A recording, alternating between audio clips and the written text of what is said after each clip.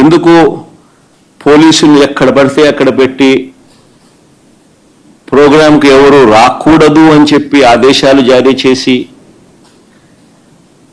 ఎందుకు వచ్చిన వాళ్ళందరి మీద కూడా ఎక్కడికక్కడ కట్టడి చేసే కార్యక్రమం ఎందుకు చేయాల్సి వచ్చింది? చంద్రబాబు గారు నోట్లో నుంచి ఇటువంటి మాటలు వచ్చినాయి కాబట్టే ఎన్ని అడ్డంకులు క్రియేట్ చేసినా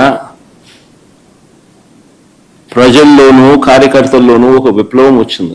నిన్న ప్రోగ్రాం ఎలా జరిగింది అన్నదానికి నేను చెప్పాల్సిన పనుల బహుశా నాకన్నా కూడా బహుశా మీ అందరికీ కూడా ఎక్కువ అవగాహన ఉంటుంది. కానీ ఒక ప్రతిపక్ష నాయకుడు ప్రజల్ని కలవడానికి వెళ్ళినప్పుడు కానీ లేదా పార్టీ నాయకులను పరామర్శించడానికి వెళ్ళినప్పుడు కానీ ఎందుకు ఇలాంటి ఆంక్షలు విధించాలని అడుగుతా ఉన్నా.